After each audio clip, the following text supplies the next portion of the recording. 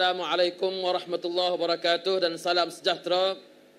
Alhamdulillahirabbil alamin wassalatu wassalamu ala asyrafil anbiya'i wal mursalin wa ala alihi wa ashabihi ajma'in. Terima kasih saudara saya Muhammad Ustaz Hafiz Sabri, pengurusi majlis kita pada malam ini. Berhormat Datuk Ustaz Idris Haji Ahmad, Naib Presiden PAS merangkap Ahli Parlimen Bagan Serai. Berhormat Datuk Dr. Syahidah Kasim, Ahli Parlimen Arau, YB TikToker anak muda kita yang sedang bergerak meninggalkan majlis. Ada dua lagi tempat yang beliau akan pergi pada malam ini. Yang berhormat Ustazah Salmiah Muhammad Nur, Ahli Parlimen Temerloh. Yang bahagia Datuk K. di Pakaran, Ketua Dewan Himpunan Penyokong PAS Negeri Selangor. Yang bahagia Ustaz Salahuddin Muhammad Nasir, jadi Petua PAS Kawasan Kombak. Saudari Nur Fadilah, tadi Ketua Seri Kandi Muda Bersatu.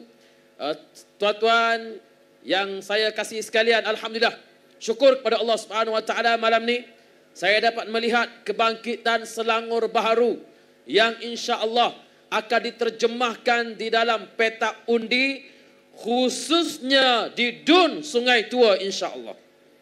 Kita melihat malam ni tuan-tuan sekalian, kebanjiran dengan ceramah, saiz ceramah seperti ini, dengan kehadiran seperti ini, memberikan isyarat bukan sahaja kepada rakan sebelah sana. Kabarnya tak jauh daripada tempat kita ada markas rakan sebelah sana. Lihatlah sendiri, buat bandingan sendiri bagaimana meriahnya sambutan pada malam ini, yang menunjukkan insya-Allah rakyat Selangor pada 12 hari bulan 8 ini akan memberikan undi kepada Perikatan Nasional insya-Allah. Boleh ke tak boleh tuan-tuan? Ini merupakan suatu referendum rakyat kepada kerajaan yang ada pada hari ini. Mesej saya cuma dua sahaja. Yang pertama, mesej saya kepada rakan-rakan daripada Barisan Nasional, ahli-ahli UMNO khususnya, penyokong-penyokong Barisan Nasional yang dalam pilihan raya yang lepas memberikan undi kepada Barisan Nasional di atas dasar bahawa Presiden UMNO telah berjanji di PWTC bahawa no Anwar, no DAP, walaupun ada satu lagi no Bersatu. Tuan-tuan sekalian, akhirnya walaupun UMNO ada pilihan untuk membentuk kerajaan dengan Perikatan Nasional, melaksanakan dua janji daripada tiga, no Anwar, no DAP, walaupun mungkin terpaksa bersama dengan Bersatulah sekalipun, tetapi paling tidak sudah melaksanakan no Anwar, no DAP. Tetapi Barisan Nasional UMNO khususnya yang dipimpin oleh Datuk Seri Zahid, walaupun ditentang oleh sebahagian daripada ahli-ahli Parlimen Barisan Nasional, rupa-rupanya hubungan cikgu dan anak murid telah terjalin dengan begitu lama. Faham tak tuan-tuan? Rupa-rupanya anak murid telah lama berjanji dengan cikgunya. Akhirnya berlakulah persekongkolan di antara Barisan Nasional dengan Pakatan Harapan membentuk kerajaan bukan setakat di peringkat federal, bahkan di negeri Perak, bahkan di negeri Pahang, walaupun mereka ada pilihan untuk tidak membentuk kerajaan bersama-sama dengan DAP. Hasilnya apa? Buat rakan-rakan saya daripada penyokong UMNO Barisan Nasional, hasilnya percayalah kata-kata saya bahawa di dalam PRN pada kali ini, yang paling rugi, yang paling menerima kekalahan ialah UMNO Barisan Nasional. Mereka akan menjadi parti yang bungkus ikat tepi, tuan-tuan. Sebab apa? Sebab di negeri-negeri yang Pakatan Harapan mempunyai kekuatan, di Selangor, di Negeri Sembilan, di Pulau Pinang, Barisan Nasional dan UMNO diberikan kursi yang sangat minimum. Mereka hanya diberikan kursi yang banyak di mana? Di Kelantan, di Terengganu, di Kedah. Barisan Nasional diberikan kursi yang banyak Tetapi di negeri-negeri ini sudah dikenal pasti sebagai negeri yang mempunyai merupakan kubu kuat kepada Perikatan Nasional. Hasilnya macam mana? Di Kelantan, walaupun Barisan Nasional mempunyai kursi yang paling banyak untuk ditandingi, pengurusi perhubungan UMNO Kelantan tak bertanding. Siapa lagi? Pengurusi keadilan Kelantan memang tak bertanding lah sebab dia luar daripada negeri Kelantan. Tapi tak bertanding. Orang-orang kuat Pakatan Harapan, bos-bos Barisan Nasional, dulu lagi, daripada awal lagi sudah isytiharkan bahawa mereka tak akan bertanding. Sebab apa? Sebab nak bersara tumpukan kepada anak cucu. Yang sebenarnya apa dia? Yang sebenarnya ialah Barisan Nasional telah tahu bahawa mereka akan tewas di Kelantan. Maka mereka tak bertanding awal-awal lagi. Takut kena letak jawatan pengurusi JLC dan sebagainya. Sebab itu tuan-tuan sekalian, saya nak merayu kepada ahli-ahli UMNO, kepada penyokong-penyokong Barisan Nasional. Tak nak keluar Barisan Nasional, tak apa. Tak nak keluar UMNO, tak apa. Nak duduk di pos, di markas, di pangsa panas Barisan Nasional, duduklah. Nak pikul bendera dacing, pikullah. Tetapi 12 hari bulan ini, boleh tak janji kepada saya undi Perikatan Nasional insya-Allah? Boleh ke tak boleh? Yang jawab ni siapa? Saya pergi tuan-tuan sekalian, saya pergi banyak tempat, saya pergi di Selangor.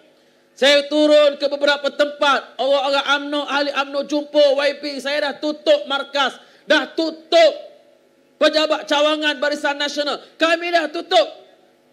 InsyaAllah kebangkitan ini akan berlaku. Kita tak nak ramai.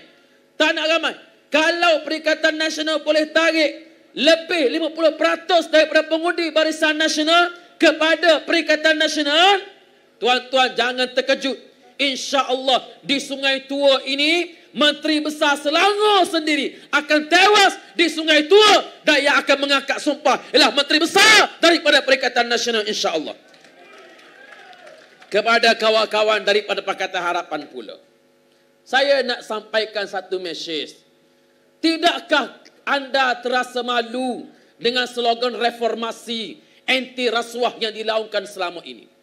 Tidakkah anda tidak terasa tertipu dengan apa yang diperjuangkan oleh PMX pada hari ini? Kemarin PMX berucap dalam satu majlis, dia kata saya tidak akan tolak ansur dengan sebarang unsur rasuah. Saya tak akan tolak ansur dengan sebarang rasuah. 7 bulan tidak ada hoi dalam kerajaan. Itu kata PMX yang sembang tunjuk langit, tuan-tuan. Tetapi apa yang berlaku 2 hari lepas, Timbalan Perdana Menteri Datuk Dr. Zahid Hamidi sendiri isytihar di Terengganu bahawa kata dia beliau memperuntukkan 200,000 untuk kelab permotoran di seluruh Selangor. Syaratnya budak-budak motor ini hendaklah sokong UMNO Barisan Nasional PH dalam pilihan raya 12 Ogos ini. Tidakkah ini rasuah? Bukankah ini merupakan rasuah? Bukankah ini merupakan suatu sogokan secara terang-terangan? Hari ini Ketua Pusruhjaya SPRM kata bahawa tak apa kalau ini merupakan peruntukan kerajaan yang telah diluluskan. Apa bezanya dengan keputusan mahkamah dalam kes petition di Kuala Terengganu? Di Kuala Terengganu, semua esko-esko kerajaan negeri Terengganu, adun-adun kerajaan negeri Terengganu yang turun bagi bantuan semasa pilihan raya parlimen pada November lepas dikira memberikan sogokan kepada pengundi. Ini sogokan secara terbuka di khalayak ramai. Tuan-tuan sekalian, apa lagi yang nak diharapkan daripada kerajaan Pakatan Harapan yang ada pada hari ini? Nak memajukan ekonomi, boleh tengok sendiri bagaimana ringgit yang tak naik-naik secara mendadak pun. Daripada RM4.60 sekarang RM4.55 naik sikit. Kemudian turun balik, naik sikit, turun balik. Tak sama dengan yang kamu sembang dulu. Kononnya kalau ringgit jatuh, ini merupakan kegagalan daripada pihak kerajaan. Hari ini kerajaan gagal untuk menentukan hala tuju ekonomi. Terutamanya kepada MB Selangor Yang Berhormat Datuk Seri Amiruddin ini. Saya nak sebut satu fakta tuan sekalian. Didedahkan di dalam Dewan Undangan Negeri Selangor dan laporan-laporan agensi berkaitan pada tahun 2020 di seluruh Selangor ada 5,589 kilan haram. 2021 5,755 kilan haram. Semakin naik kilan haram di Selangor. 2022 jumlah kilan haram di seluruh Selangor 6,905. Semakin naik kilan haram di Selangor. Tuan-tuan, bila kilan haram muncul dengan begitu banyak di Selangor, yang terjejasnya apa? Yang terjejasnya ialah alam sekitar. Yang terjejasnya ialah sungai-sungai. Yang terjejasnya ialah bekalan air. Yang terjejasnya ialah kehidupan rakyat Selangor. Sebab itu ya, Selangor membangun. Tetapi di mana dia pembangunan dari sudut kesihatannya. Tuan-tuan boleh tengok macam mana isu pengaliran air, perparitan, parking, rumah bangsa dan sebagainya. Semua ini memberikan tekanan kepada indeks kebahagiaan. Orang tak selesa dengan suasana yang ada. Betul tak betul tuan-tuan? Saya itu tunjukkan referendum rakyat kepada kerajaan negeri Selangor. Kita mahu pembangunan yang dibuat di Selangor ini ialah pembangunan yang turut sama mementingkan pembangunan rohani. Sebab itu semalam saya nak sebut saudara Rafizi Ramli, Menteri Ekonomi. Dia cabar. Mana dia budak-budak ahli orang muda dalam PAS ini, dalam PN, Perikatan Nasional. Siapa yang berani berdebat dengan beliau? Saya tak suka nak gunakan istilah debat. Baiklah, saya suka gunakan istilah wacana. Kalau saudara Rafizi nak berwacana, saya boleh menawarkan diri saya untuk berwacana dengan saudara Rafizi Ramli. Dan di antara soalan yang saya akan tanya ialah, mana suara kamu dalam isu LCS yang kamu sibuk bincang sebelum PRU yang lepas? Di antara soalan yang saya akan tanya ialah, kenapa sebelum PRU yang lepas, kamu kata kami akan cari Azam Baki. Sekarang adakah kamu tak jumpa lagi Azam Baki? Banyak lagi kalau nak tanya soalan ni. Tapi tak apa, kita wacana dulu. Kalau bukan tajuk ekonomi, ya, mungkin kita bukan ahli ekonomi. Saya mungkin seorang layman dalam isu ekonomi. Tetapi isu tata kelola, isu wewenang yang kononnya dilakukan oleh Perdana Menteri, kita boleh tanya di atas pentas. Tuan-tuan, jangan rasa bongkak dengan apa yang kita ada. Kita tahu bahawa rakyat pada hari ini sedang menilai prestasi kerajaan Pakatan Harapan yang ada pada hari ini ialah prestasi yang sangat-sangat buruk.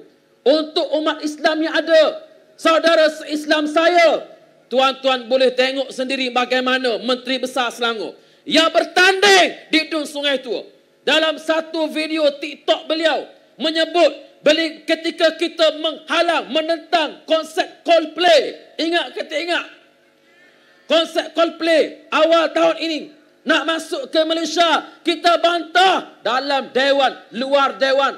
Kata Menteri Besar Selangor, siapa nak hadir konsep Coldplay, hadirlah. Nikmatilah lagunya, bukan ikut budayanya. Bukan ikut budaya dia, nikmati lagu dia.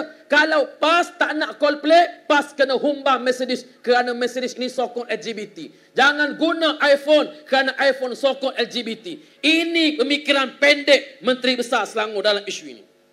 Tuan-tuan, kita kata bahawa setiap kumpulan artis antarabangsa yang sudah diketahui secara umum menyatakan sokongan kepada LGBT hendaklah dihalang daripada masuk ke Malaysia.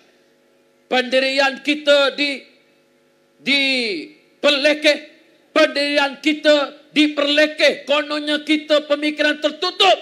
Akhirnya apa yang berlaku ketika persembahan kumpulan 1975 2 minggu lepas. Tahu ke tak tahu tuan-tuan? Mereka dijemput masuk, datang ke Malaysia, naik di atas pentas secara terbuka memperlekehkan undang-undang LGBT dan melakukan perkara terkutuk di khalayak ramai di atas pentas. tak lain dan tak bukan ialah kerana kecuaian kerajaan yang ada sekarang pada hari ini. Sebab itu kita menuntut menteri yang jaga hal ehwal konsert ni, dia letak jawatan lah. Setuju ke tak setuju tuan-tuan? Tumpulah perhatian kepada aktiviti berbasikal. Dia boleh naik basikal dalam pejabat, naiklah. Pergilah keluar naik basikal. Ini menteri yang ada pada hari ini tuan-tuan. Menteri yang hanya naik di atas dasar persepsi. Syok sendiri. Tak tahu nak buat apa. Akhirnya ada yang naik lembu pun dia naik.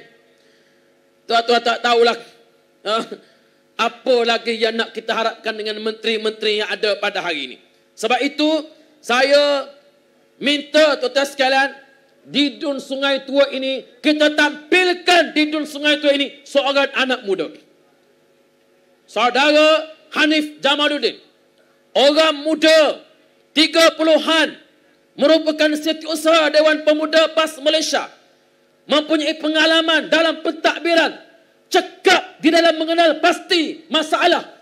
Tuan-tuan sekalian, saya yakin yang ada di hadapan saya pada malam ini, berilah peluang ini kepada calon yang ada di Dun Sungai Tua ini. Saudara Hanif Jamaluddin, orang muda kita, bagi keyakinan sama ada daripada ahli Barisan Nasional Penyokong UMNO dan daripada Pakatan Harapan, berilah kepercayaan sekali ini kepada calon yang ada ini. InsyaAllah saya harapkan supaya selepas PRN 12 Ogos ini, pada malam tersebut, ia akan memenangi kerusi ini. The giant killer ialah sahabat kita, saudara Hanif Jamaluddin. InsyaAllah. Boleh ke tak boleh tuan-tuan? Semangat ni ada. Kebangkitan yang ada ini, saya yakin insyaAllah akan diteruskan. Dan saya lihat tuan-tuan, negeri Selangor ini referendum yang sangat besar kepada kerajaan yang ada. Tidak mustahil. Kalau Perikatan Nasional boleh menang di Selangor ini, jangan terkejut tiba-tiba yang mengangkat sumpah sebagai Menteri Besar Selangor pada hari yang sama atau tak lama kemudian PM baru pula yang akan sumpah sebagai Perdana Menteri di Putrajaya, insya-Allah. Terima kasih rakyat Selangor dan selamat berjaya kepada rakyat Sungai Tua. Assalamualaikum warahmatullahi wabarakatuh.